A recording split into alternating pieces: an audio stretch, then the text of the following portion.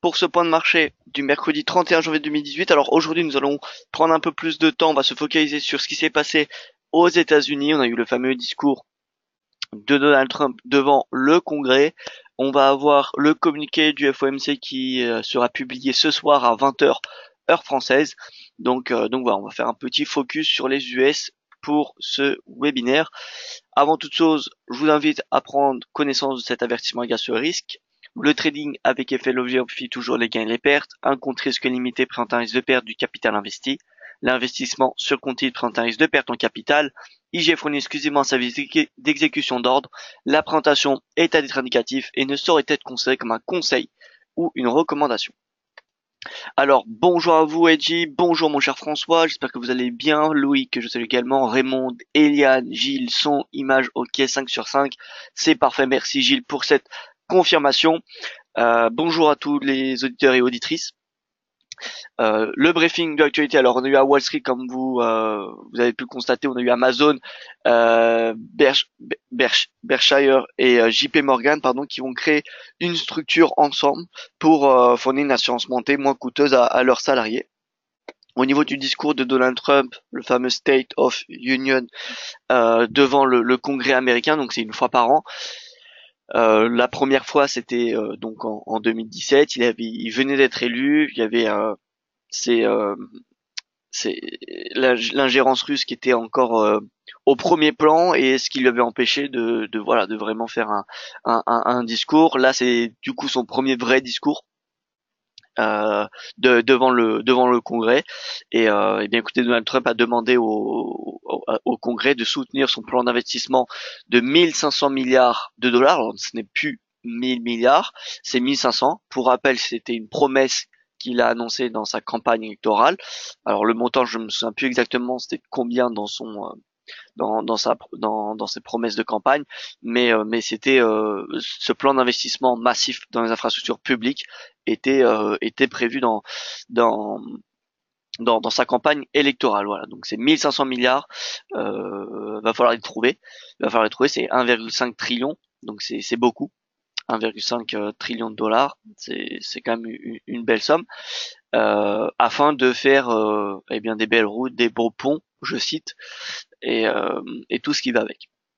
Au niveau de la Banque du Japon, donc maintien de sa politique monétaire, comme vous en doutez. Le vice-président de la banque a indiqué qu'il était important que l'objectif de stabilité des prix soit de 2%, excusez-moi pour la petite faute de frappe, soit atteint à 2%, en continuant cet assouplissement monétaire. Par contre, il s'est vu un petit peu plus optimiste au niveau des prévisions et il estime que l'objectif peut être atteint beaucoup plus tôt que prévu si les entreprises jouent le jeu dans les investissements. Il a invité ce vice-président à ce que les entreprises japonaises profitent de ces taux bas, etc. pour investir et pour se développer. Voilà. Au niveau de la Chine, on a l'actualité manufacturière qui a été publiée à un plus bas depuis mai 2017 à 51,3 points contre 51,6 en décembre. Et en Australie, on a l'inflation qui a déçu le consensus qui attendait 2% d'inflation au quatrième trimestre 2017, mais ça reste quand même une inflation en hausse à 1,9 contre 1,8%. Alors, la fameuse question qui arrive de la part donc de Nicole. Bonjour Valentin, alors bonjour à vous. L'USD, est-ce qu'il est baissier? Alors, très très très bonne question que je veux détailler dans un petit instant. Juste après en fait cette petite slide. Donc, au niveau des résumés de la science américaine asiatique, on a DXY clôturé dans le rouge, le Dow Jones, le S&P, le Nasdaq également. Par ailleurs, le S&P a inscrit son plus long rallye haussier du coup hier depuis 50 ans. Il a fait plus de 100 séances consécutives haussières sans connaître 1% de retracement en intraday. Donc là, vous voyez qu'il y a moins 1,09%. Donc cette série de hausses, ce rallye haussier, ce plus long rallye haussier a pris fin. Donc voilà, c'est la deuxième séance consécutive de baisse pour le S&P. On peut voir quand même le Nasdaq, hein, on va dire que c'est pas celui qui a sous-performé les autres indices, ce qui montre bien que cette baisse ne venait pas des actions techno, alors que les actions techno sont souvent un peu plus volatiles.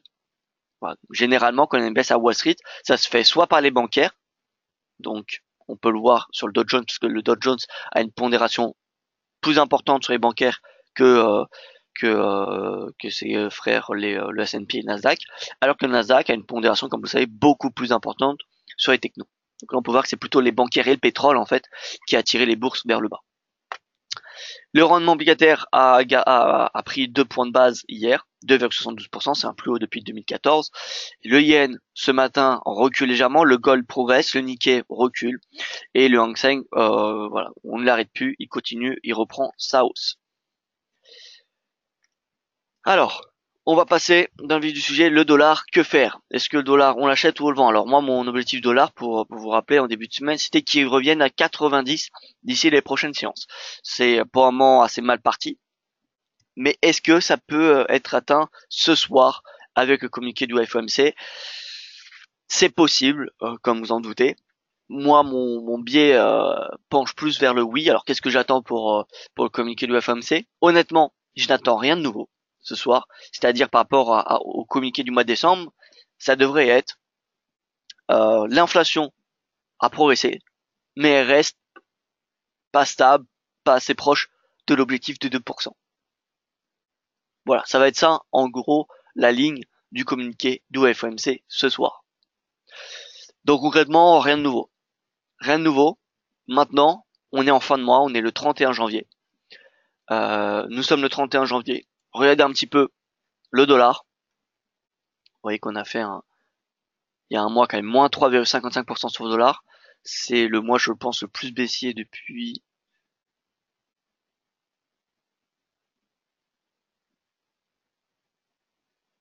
Voilà, donc c'est le mois le plus baissier depuis mars 2016. Donc voilà, ça fait plus d'un an. Et moi, du coup, je pense qu'on va avoir un rebond. On a une performance, on a une très forte baisse au mois de janvier. On teste cette moyenne mobile à 200 mois, comme vous pouvez constater. Cette moyenne mobile à 200 mois. Et, euh, et je pense que cette moyenne mobile devrait faire office de support, du moins en dessous à 88 points, il y a un niveau de support. Donc, je pense que au 1er février, on devrait avoir une réallocation des institutionnels, puisque comme vous savez, tous les débuts de mois, on a une réallocation des portefeuilles, et donc au bénéfice du dollar pour rejouer une hausse. Donc voilà, ça va être un petit peu compliqué de prévoir ce que le mouvement du FOMC ce soir, mais d'un point de vue du money management des institutionnels, je pense que la réallocation des portefeuilles demain devrait se faire au bénéfice du billet vert. Voilà, c'est mon opinion. Maintenant, voilà, c'est de la spéculation. Et donc, en soi, il y a autant de chances ce soir que le marché soit déçu, plutôt qu'il soit surpris. Et en fait, il y a même plus de chances qu'il soit déçu au FOMC plutôt qu'il soit surpris. Mais cette hausse qui est encore possible, si concrètement demain on la passe, on pourra oublier la hausse. Hein. Je pense que si demain, faudra laisser les marchés digérer. Mais je veux dire, si vendredi matin on n'a pas eu la hausse, vraiment, je pense qu'on pourra oublier le retour à 90 points pour le DXY. Voilà, donc j'ai envie de dire, il y a encore une chance pour que le DXY vienne chercher les 90.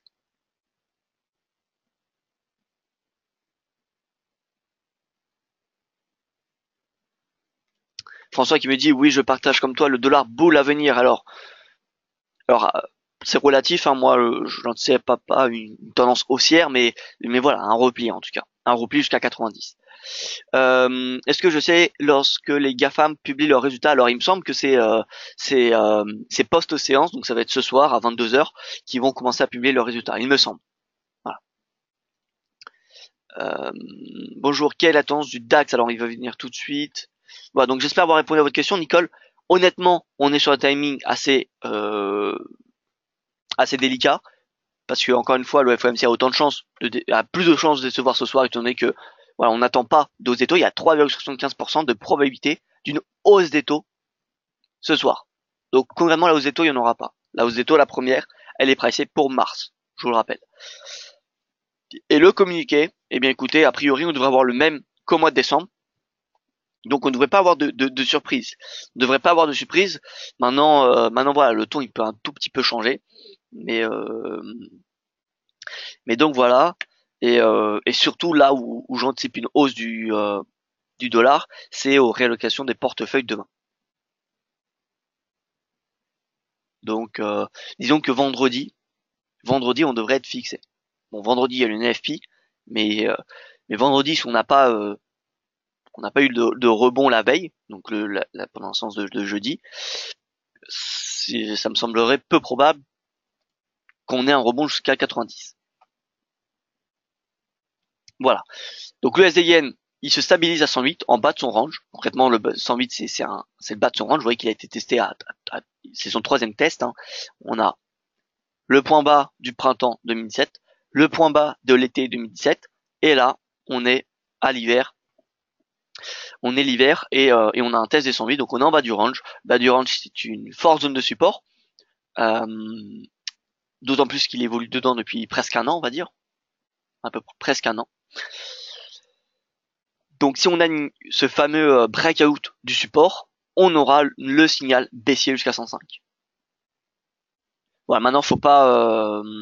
Je pense qu'on aura ce breakout. Maintenant, quand? Est-ce que ça va être dans un trimestre? Est-ce que ça va être dans un semestre? Est-ce que ça va être maintenant? C'est la question qui se pose. Mais en tout cas, en 2018, j'envisage un breakout des 108 et qu'on atteigne même les 105, voire même 100 yens, le dollar. Ça me semble possible. Maintenant, au point de vue du momentum, comme vous pouvez le constater, il est relativement bas. Il est très très bas. Les dernières fois où il était aussi bas, ça avait suivi une hausse du prix du dollar. Donc voilà, prudence. En termes de probabilité, puisqu'on est en trading, on est en spéculation, en termes de probabilité, je pense qu'il y a plus de risques de shorter que de payer le dollar, même face au yen, alors que le yen est quand même très fort.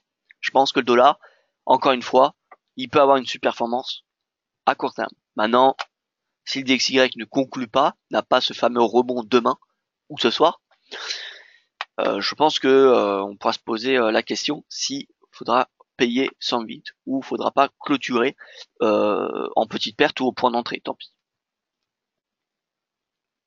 L'euro dollar, voilà, c'est pareil, il revient à la hausse. Néanmoins, tant qu'on n'a pas de clôture au-dessus des 1,25, on n'a techniquement pas de signal haussier, d'autant plus que le momentum est encore une fois en surachat. Si on regarde le screener, voilà, AUD-USD suracheté, GBP-USD suracheté, l'euro-dollar suracheté, l'USD-CHF survendu. Voilà. Donc, sur les paires majeures, on va retrouver à peu près le même bilan de nos stratégies depuis le début de la semaine, puisque depuis nos stratégies, les stratégies depuis le début de la semaine, c'est achat dollar. Donc forcément, le dollar, il a baissé hier, il baisse ce matin, donc les stratégies ne vont pas pour le mieux, mais ce n'est pas pour autant que je les annule, parce que voilà, le timing, il arrive ce soir et demain. Donc concrètement, on va faire rapidement ce paire majeur, mais on va retrouver à peu près les mêmes choses. L'USD-CAD, il revient sur ce support. Néanmoins, je pense qu'on peut avoir un retour à 1,25. Le NZD-USD, écoutez, il revient à la hausse. Il revient à la hausse, alors qu'on avait potentiellement un repli jusqu'à 0,71. Bon, écoutez, s'il clôture ce soir au-dessus, vous voyez, de ses précédents sommets qui ont été atteints la semaine dernière, ça serait techniquement un signal haussier. Voilà, maintenant, bon, prudence. Le GBP, après avoir touché un 40, il repart à la hausse. Résistance à 1,43. Moi en swing, j'attends un retour en bas de ce range pour passer à l'achat. Et l'AUD, voilà, c'est pareil. Il teste, il a testé à deux reprises le support à 80, 0,8050. Donc voilà, le dollar, en bref, hein, je le répète encore une fois pour ceux qui viennent nous rejoindre, mais tout va se jouer ce soir et demain. Voilà. Si on a des clôtures dans le rouge ce soir et demain, vendredi, il faudra suivre la tendance. Et sinon, si on a une jambe de haut, ça serait, eh bien écoutez, ça me rassurerait dans mon scénario de petits rebonds du dollar à court terme jusqu'à 90. Voilà. Au niveau des paires croisées, le Canadien, donc il a cassé cette moyenne mobile à 200 séances. Le signal il est donc baissier. Nous on est à l'avant depuis un peu plus longtemps. On est à la vente. Alors j'ai supprimé hier parce que j'avais écrit un article et qu'en fin de compte j'ai pas publié, mais bon. Euh, donc c'était par là, vers 89 il me semble. Donc on a eu notre premier objectif de court terme atteint. Moi à moyen long terme, je garde mon billet qui est baissier, direction 87, voire même 85 sur du moyen long terme. Voilà, sinon mis à part le CAD, bah écoutez, c'est le dollar qu'il faut vendre sur du moyen long terme, comme vous le savez, mais il faut pas le vendre à n'importe quel prix. C'est pour ça que moi j'attendais un repli à 90. Si on a un repli à 90, ça serait l'opportunité de passer à la vente sur le dollar. Au niveau du Hang Seng, eh bien écoutez, on a les indices asiatiques qui rebondissent, qui ne sont pas du tout dans la lignée de Wall Street hier. Wall Street a clôturé vraiment dans le rouge. Ce matin, on a les marchés asiatiques qui rebondissent. Voilà, donc vous voyez que même les marchés européens, ils cotent dans le vert. Donc voilà, le Hang Seng semble reprendre sa hausse. Néanmoins, ce n'est pas pour autant qu'il faut passer à l'achat. On ne rentre pas à l'achat à n'importe quel prix. Et moi, le premier prix que je surveille, c'est 31 322. Également, je rappelle que ce soir, c'est la clôture mensuelle. Donc il y aura probablement des prises de bénéfices sur les marchés actions. Le Nikkei revient 23 000. 23 000, c'est une opportunité pour passer à l'achat. Regardez sur le mensuel. Le mensuel 23 000, c'est un niveau de support qui a été testé à deux multiples reprises depuis ces 3 derniers mois. Voilà, donc pour moi, ça se paye sur du swing. L'Eurostoxx, alors l'Eurostoxx c'est assez bien replié hier. Vous le savez pourquoi, pour les mêmes raisons que Wall Street, c'est-à-dire baisse des cours de pétrole et de l'aversion pour le risque, tout simplement. Vous savez que le marché obligataire, je ne sais pas si vous le suivez, mais il signale de plus en plus des corrections. Le rendement de l'obligation à 10 ans américaine au plus haut depuis 2014, le rendement du 10 ans allemand à 0,60%, c'était également un plus haut depuis plusieurs mois, voire même quelques années, il me semble. Donc voilà, on a un marché obligataire qui se tend.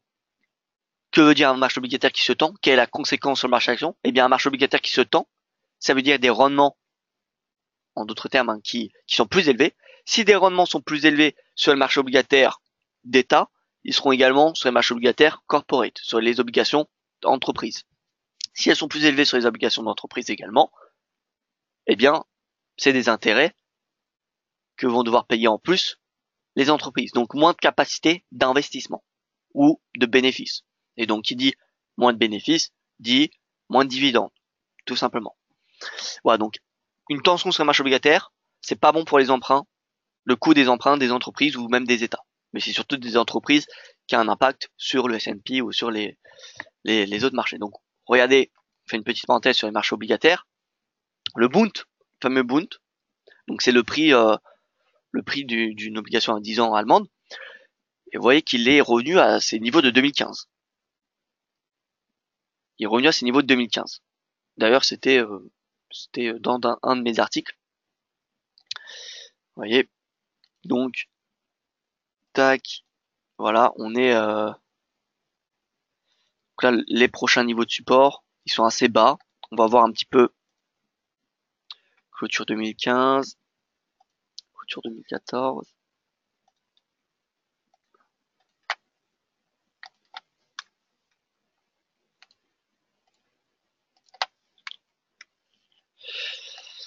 Voilà. Alors qu'est-ce que ça veut dire? On est à la clôture de 2015, c'est-à-dire qu'on rentre dans l'année 2015. Je vous rappelle, c'est l'année où la BCE a commencé le quantitative easing.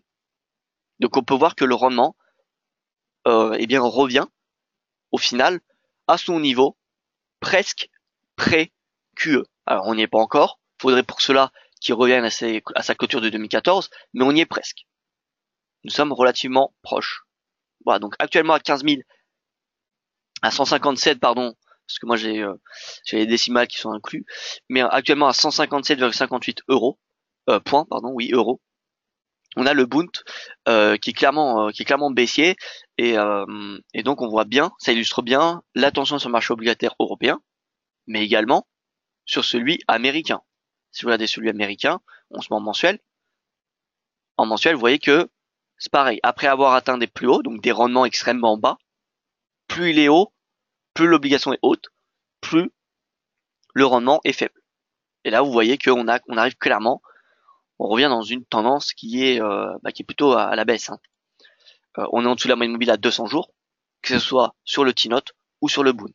Donc, et vous savez que la moyenne mobile à 200 jours, ça matérialise la tendance. Parce qu'on a clairement une tension sur les marchés obligataires, et c'est pour cela que les marchés ont un peu de mal. Par contre, l'analyse technique, elle reste quand même valide sur des indices comme le CAC, 5467 points, c'est le support, 5467, 5470, voilà, c'est le support à payer, et prise de bénéfice à 5555 sur du court terme. L'Eurostoxx, dans mon article que j'ai publié samedi, le support c'était 3624, on est un peu plus bas, on est à 3600, ça montre bien encore une fois que l'Eurostoxx réagit de façon très précise au seuil psychologique. On pourrait, personnellement, l'Eurostoxx, je pourrais effacer tous ces niveaux au support résistance, ces niveaux horizontaux, et juste regarder la grille qui se réfère au seuil psychologique. Et ça suffirait largement pour les niveaux de support résistance. Honnêtement, l'Eurostoxx est facilement tradable avec les seuils psychologiques. Il n'y a pas vraiment besoin de plus. Et au niveau du DAX, on voir que le DAX revient à cette moyenne mobile à 50 jours. Alors les 12 300 ont été enfoncés, comme on peut voir hier, ce que je n'anticipais pas encore une fois.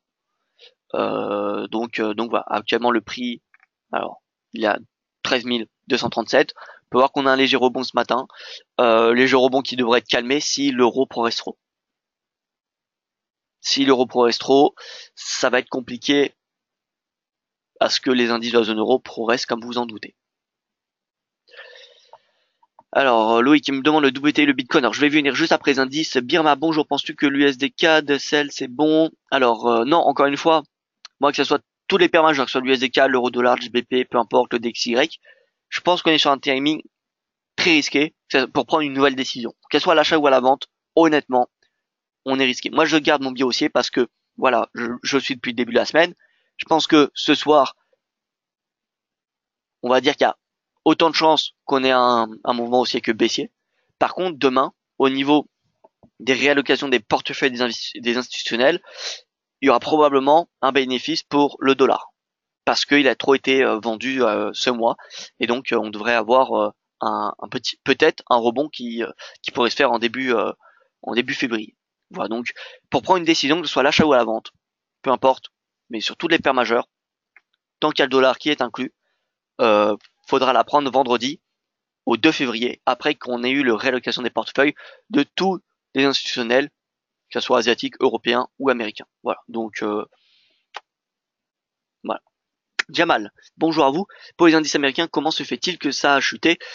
C'est comme ça tous les fins de mois, ça chute. Alors, plusieurs raisons.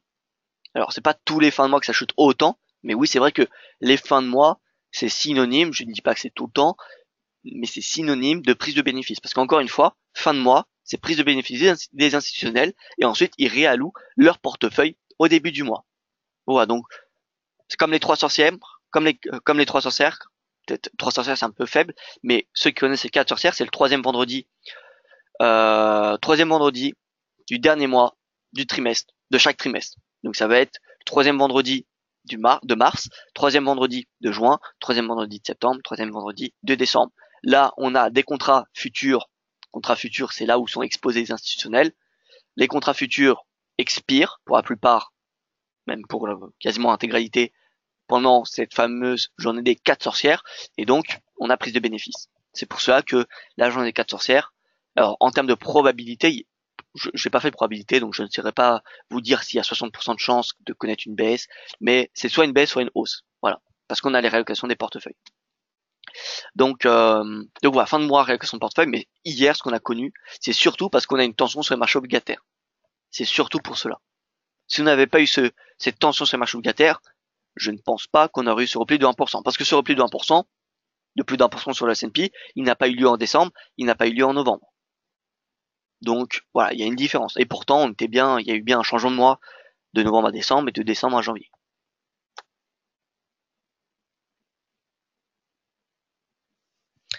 Alors James qui me demande un retour sur devises. Alors je vais venir à la fin du webinaire étant donné qu'on est déjà passé au début et j'ai des questions sur matières premières, quelques cryptos. Donc voilà, je vais y venir juste après. Je reviendrai pour ceux qui viennent de nous rejoindre. Certains parlent de correction. Alors oui, Jamal, hein, honnêtement, mais moi, hein, ceux qui me suivent, vous savez que je suis concrètement bullish sur les indices. Je suis voilà, pour moi c'est haussier.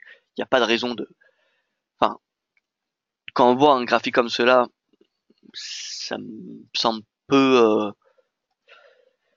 Euh, ça me semble assez risqué de shorter. Maintenant, oui, au niveau des indicateurs, si on regarde tous les indicateurs, que ce soit RSI mensuel, le Disparity Index, le ratio PE qui estime si les actions sont trop chères ou peu chères. Voilà. Si on regarde plein d'indicateurs, la majorité des indicateurs, peut-être 90%, sont surachetés, clignotent dans le rouge. Ils disent que voilà, c'est surévalué ou voilà, en tout cas que le momentum est dans l'euphorie, etc., etc. Donc on a un tas d'indicateurs qui clignotent dans le rouge. Mais bon, pour le moment, on a le prix qui continue d'augmenter. Donc tant qu'on n'a pas un retournement, concrètement, la tendance elle est haussière. Maintenant, faut pas rentrer encore une fois à n'importe quel prix, pas parce qu'il y a tendance haussière qu'il faut payer qu'il faut payer qu'il faut payer voilà comme à tout moment. Non, faut attendre des replis. Et une tension des marchés obligataires, c'est ça qui pourrait finalement créer un signal baissier. C'est pour cela que c'est beaucoup surveillé ce marché obligataire. Donc le signal baissier, moi personnellement, un signal baissier, ce serait déjà un retour sous la moyenne mobile à 50 séances. Mais techniquement, une tendance baissière, c'est lorsque le cours évolue sous sa moyenne mobile à 200 séances. Maintenant, c'est un petit peu relatif parce que S&P, il est actuellement à près de 10%, et près de 10% plus haut que sa moyenne mobile à 200 séances. Ce qui veut dire que si on a un retour à cette moyenne mobile, on aura une respiration de plus de 10%, ce qui sera énorme, ce qui rentrait les prix plutôt attractifs. Imaginez une décote de 10%. Donc ça serait peut-être finalement un retour à la moyenne mobile, une opportunité d'achat. Mais le réel signal baissier, techniquement le réel signal, il serait si le cours dépasse cette moyenne mobile.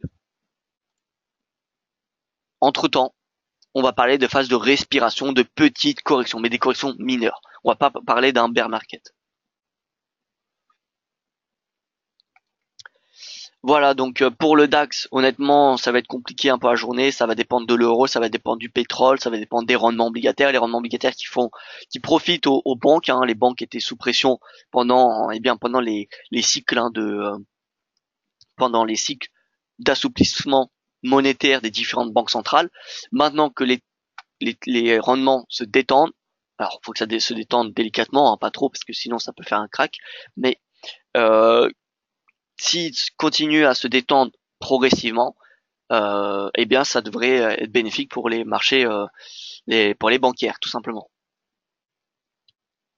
Si on regarde, je pense, les bancaires, on va regarder BNP. Ouais, BNP, elle évolue quand même assez plus haut. Si on regarde HSBC, banque anglaise, assez plus haut. Si on regarde JP Morgan, assez plus haut. Alors que si on regarde par exemple Total, alors ça fait longtemps que je n'ai pas regardé Total, mais voilà, vous voyez que Total, il n'est pas assez plus haut. Si on regarde un autre secteur, alors Accor, alors Accor je la regarde jamais, alors peut-être que je me trompe pour vous, ça va être un contre-exemple. Bon, on va dire que c'est un bon exemple quand même. Enfin, on n'est pas au plus haut, mais on est quand même dans une tendance haussière, donc c'est un contre-exemple, on va dire. Mais parce que également Accor fait partie des défensives. Donc c'est des portefeuilles défensifs, donc elle ne se déprécie pas depuis peu de temps. Sinon, on peut avoir, alors, j'ai pas beaucoup d'inspiration. On a fait l'énergie, on peut faire liquide, Airbus, pardon déjà. Airbus plus haut, l'industrie. Bon, voilà. Mais en clair, vous pouvez voir que si on regarde SG, donc Société Générale, GLE, pardon. GLE, ou même BNP, on est quand même à des niveaux assez élevés. Surtout BNP, GLE en ce moment, vous savez que au niveau en France, c'est pas totalement ça avec l'affaire Kerviel qui revient un petit peu au devant de la scène récemment, mais et dont vous savez que la Société Générale pourrait avoir une amende finalement de alors je ne me souviens pas exactement parce que le marché action, je ne suis pas précisément le marché action, je suis les indices mais pas précisément les actions, mais il me semble que c'est plusieurs millions voire 1 ou 2 milliards pour l'affaire Kerviel finalement. Enfin bref. Donc forcément c'est pas une bonne action c'est pas une bonne nouvelle pour l'action. Mais si on regarde BNP au plus haut, donc depuis presque la crise financière, vous voyez. Crise financière, crise financière BNP c'était à ce niveau de prix et on peut voir qu'il est à ce moment-là. Donc on est près des niveaux de sommet de la crise financière. Voilà, 4 milliards donc dit Ramsey, merci Ramsey. Voilà, merci pour ce détail. Donc vous voyez qu'au final bon, ça a tourné contre Société Générale. Mais bon bref, on n'est pas là pour parler de cela. Donc les marchés actions de la zone euro, voilà, faut faire attention. Les risques, je les cite parce que je peux pas les prédire. Les marchés obligataires qu'il faut garder un œil. La tendance de l'euro, hausse de l'euro, ça va ralentir, va même faire pression sur les marchés actions de la zone euro. On a la tendance du pétrole et au final, le marché obligataire, c'est lié, mais les rendements des obligations. Donc voilà. Voilà pour ce qui est des marchés obligataires. Moi, j'ai envie de dire prudence, prudence. Euh, Techniquement, le cas qui est sur un niveau de support intéressant, l'Eurostoxx également, et et donc voilà. Donc ça, c'est d'un point de vue technique. Maintenant, fondamentalement, ça va être compliqué à prévoir un petit peu ce qui va se passer à court terme. Le FTSE, il enfonce les 7006. Techniquement, 7006, pour moi, c'est un niveau de support qui se paye. Donc voilà, encore une fois, prudence, ce niveau se replie. Euh, par quoi il est dû? Déjà par encore une fois, les marchés obligataires qui se tendent, mais également la reprise haussière de la livre depuis hier. Hausse de la livre, baisse du FTSE. À court terme, je dis bien. Et également, on a eu un rapport par le gouvernement britannique. C'était un rapport secret qui n'avait pas attention à être publié et donc qui est ressorti en disant que, eh bien, à long terme, le Brexit pourrait avoir un impact de 8% sur le PIB pardon, du Royaume-Uni pour les 15 prochaines années. 8%, ce qui est quand même beaucoup. S'il y a un mauvais deal de conclu. Donc voilà. Finalement, de toute façon, à court ou moyen terme, le Royaume-Uni ne devrait pas être gagnant du Brexit. Maintenant, c'est clair que si elle a accès au marché unique européen, ça devrait lui permettre de limiter cette baisse. Mais dans tous les cas, même que ce soit en soft, même dans le cas d'un soft Brexit, euh, l'économie britannique devrait, un petit peu du moins, devrait quand même avoir des ralentir, tout simplement.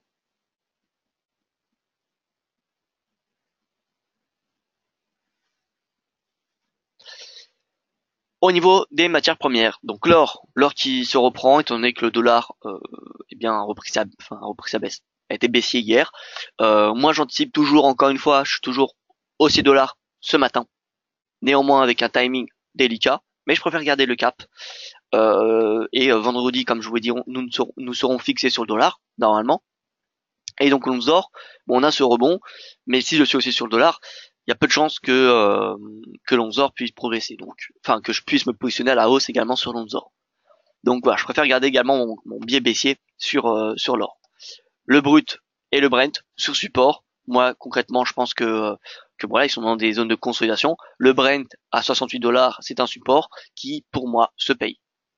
C'était un prix de clôture mensuel.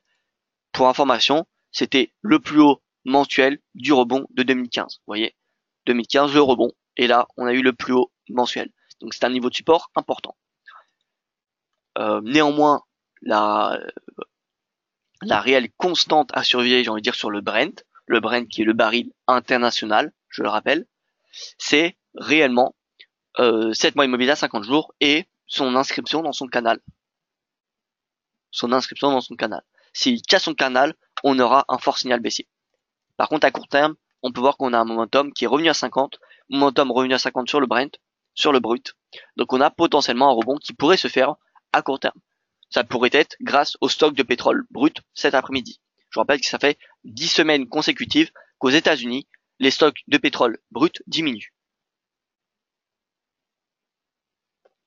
Pour une information, une analyse plus détaillée sur le pétrole, je vous invite à lire mon article que j'ai pris du temps à écrire hier. Cautionnations sous leur sommet. Je parle de la Banque mondiale, du FMI, ce qui prévoit, l'OPEP, l'accord OPEP-Russie, de la production américaine, les nombres de forages. Donc voilà, ça m'a pris un petit peu de temps. Donc si vous voulez lire, honnêtement, à mon avis, ça ne sera pas du temps perdu. Donc voilà. Pour ceux qui veulent une analyse plus approfondie sur le pétrole, je vous invite à lire cet article. Mais en tout cas, techniquement, pour ceux qui n'ont pas le temps ou qui ne veulent pas le lire, j'anticipe une consolidation sous 70 dollars sur le Brent entre 70 et 7 mois immobile à 50 jours. Voilà. On passe rapidement sur les cryptos avant de revenir sur le Forex, étant donné que j'ai des questions sur le Forex. Alors, Bitcoin, 10 000, retour à 10 000, encore une fois. Donc, 6e test des 10 000. Est-ce qu'il faut acheter, est-ce qu'il faut vendre? Techniquement, je dis bien, 10 000, ils ont tenu, ils tiennent quand même depuis le début du mois de janvier. Ouais, depuis le début du mois de janvier, là on est on va dire au 5e test, 1, 2, 3, 4, 5, si on compte pas celui-là. On est au 5e test précis des 10 000. On n'a pas eu la clôture en dessous, ce soir, même s'il n'y a pas vraiment de clôture à 22 heures, c'est pas la séance américaine. Vous savez que Bitcoin, ça cote 7 jours sur 7, 24 heures sur 24. C'est pas selon une bourse. Mais voilà, chez IG, on le cote, on le cote 24 heures sur 24. Mais disons que la clôture journalière, on la met en même temps que pour tous les autres actifs, que ce soit le Forex, soit les indices boursiers, que ce soit, voilà, peu importe, c'est la clôture à la séance américaine. Le Forex clôture à la séance américaine et le nouveau chandelier journalier s'ouvre lors de l'ouverture de la séance asiatique. Voilà. Donc donc c'est à peu près la même chose. Hein. C'est la même chose, c'est sur le Bitcoin, sur l'Ethereum, etc. Chez IG. Mais on peut voir donc la clôture journalière, même si elle n'indique pas autant de choses que la clôture de la séance américaine sur l'euro-dollar, par exemple. Parce que cette clôture-là, par exemple, si vous allez sur une plateforme d'échange ou peu importe, vous n'aurez pas forcément cette clôture à ce niveau de prix. Alors que la clôture à 21 heures, enfin à la clôture de Wall Street, c'est une norme pour le Forex. Bref, vous m'avez compris. Mais en tout cas, on reste au-dessus des 10 000. Donc tant qu'on reste au-dessus des 10 000, concrètement, le signal, pour moi, il est plutôt, je préfère avoir un sentiment bullish au-dessus de 10 000 plutôt qu'un sentiment baissier. On est sur un support, donc l'analyse technique préfère privilégier l'achat sur support plutôt que la vente. Maintenant, sur une cassure du support sur le graphique journalier, ce sera un signal baissier direction la moyenne mobile à 200 jours. L'Ether revenu à 1000 dollars. 1000 dollars, c'est un niveau de support qui se paye. Et ensuite, bon, c'est pas très intéressant. Ripple, Litecoin, voilà. Ripple, 1 dollar, pour moi, ça se paye. Litecoin, 150. Bitcoin Cash pourrait être menacé. 1500 dollars, techniquement, ça se paye. Mais en 2018, si on a le fameux Lightning Network qui est mis en place sur la blockchain Bitcoin, ça sera un niveau, le Bitcoin Cash pourrait clairement être menacé. Si vous voulez plus d'informations, plus d'analyses sur les cryptos, je vous invite à me rejoindre cet après-midi sur le webinaire spécial crypto-monnaie. Pour s'inscrire, rien de plus simple. Vous allez dans calendrier, séminaire en ligne, et là vous avez décryptage du Bitcoin, donc 31 janvier à 17h, heure française. Voilà, donc vous avez juste à vous inscrire, comme vous êtes inscrit pour ce webinaire, tout simplement. Et donc voilà. Donc plus d'informations sur crypto, rendez-vous à 17h ce soir. Je reviens sur le Forex, je réponds à toutes vos questions. J'ai un doute, vous êtes baissier sur le gold. Oui, je suis baissier sur le gold, nickel, étant donné que je suis haussier sur le dollar, je peux pas être haussier également sur l'or. Ça serait comme dire haussier euro et haussier dollar. Vous voyez que c'est pas très faisable. L'euro dollar, tiens. excellente transition, nous demande Bruno. Eh bien écoutez, l'euro-dollar, ou tous les paires majeures, parce que j'ai des nouvelles questions sur les paires majeures. J'ai des questions sur ces paires majeures. Sachez que les paires majeures sont rythmées à court terme, ou même de toute façon à moyen long terme, par le dollar. Le dollar, donc plus que l'euro-dollar, j'ai envie de dire, c'est le DXY qui importe, qui donne clairement une tendance du dollar. Vous voyez qu'on a eu une belle journée de baisse, enfin une belle journée. On a une journée de repli hier. Maintenant, ce soir, on a le communiqué du FOMC et demain, nous avons les réallocations des portefeuilles des institutionnels qui sont attendus au bénéfice du dollar étant donné que ce mois-ci, le mois de janvier sur le DXY, c'était son pire mois depuis mars 2016. En plus de cela, ce graphique mensuel, le cours est au contact de sa mobile à 200 périodes. Sur le graphique journalier, on peut voir qu'il est sur un niveau de support important. Donc voilà, niveau de support, réallocation des portefeuilles. Pour moi, je préfère privilégier la hausse, même si la tendance est clairement baissière. Vous savez que je suis un ferveur vendeur du dollar depuis 2017, et pour moi l'année 2018 va être un remake de 2017, identique. Donc voilà. Mais à court terme, je pense qu'on peut avoir une petite respiration du marché, un petit achat. Je dis pas qu'on va avoir une tendance haussière, mais du moins un petit rebond jusqu'à 90. Voilà, donc l'euro-dollar. Du coup, je le préfère. Mon scénario, c'est plutôt de le voir à la baisse, direction les 1,2230 au minimum. Le GBP, je pense que les 1,40 peuvent être enfoncés. Retour à 1,37, ça me semble possible. Le NZD, retour à 0,72. L'USD CAD, retour à 1,25. L'USD retour à 0,95. L'USD Yen, retour à 110. Voilà un petit peu mes scénarios, mon scénario concrètement sur le dollar. Tout repose sur le dollar à court terme. FOMC ce soir, réallocation de portefeuille demain, NFP vendredi. Délai pour cette mise en place de Lightning Network. Alors les Lightning Networks, François, les premiers tests ont été plutôt concluants. En fait, il y a un site qui a été, il y a des sites qui sont créés, des boutiques en ligne qui sont créées où on paye que en Lightning Networks, mais c'est clairement indiqué qu'il y a un risque de perte intégrale. C'est-à-dire qu'il y a possibilité que l'argent disparaisse parce que c'est pas finalisé. Le protocole est finalisé, mais il est il est même pas en bêta, il est en alpha. Vous voyez, donc c'est vraiment le tout début. La mise en place, si tout se passe bien, ça serait aux alentours du deuxième semestre 2018. Mais bon, faudrait, c'est pas seulement la mise en place, c'est ok. S'il y a le projet il est validé, bêta, la version alpha c'est bon, version bêta c'est bon. Il faut encore que la communauté Bitcoin approuve, intègre Lightning Networks à la blockchain. Et vous savez que pour Segwit, ça n'a pas été le cas. Donc voilà. Enfin, Segwit version 1, oui. Segwit 2x, non. Donc voilà. Il y aura encore une étape, ça serait l'adoption de la communauté. Un mot sur l'euro-yen de la part de... Alors, un surnom, donc je ne sais pas comment... Alors, trade. Bon, alors, euro-yen. Bonjour à vous d'ailleurs. Bonjour. L'euro-yen, on a clairement une sous-performance, je pense, à avoir de l'euro à court terme. Bon, on a ce petit rebond ce matin. Pourquoi? Parce que le premier bénéficiaire ou en fait impacté du dollar, c'est l'euro. L'euro a une corrélation négative avec le dollar. Un dollar baissier, c'est un euro haussier.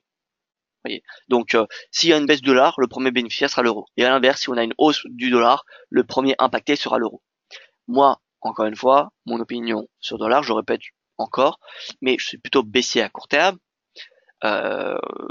Donc, sous-performance pour moi de l'euro à venir sur du court terme, encore une fois.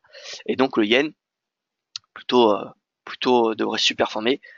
Et donc au final, l'euro-yen, je pense qu'on peut attendre un repli en swing trading à 132,70. Ça me semble possible.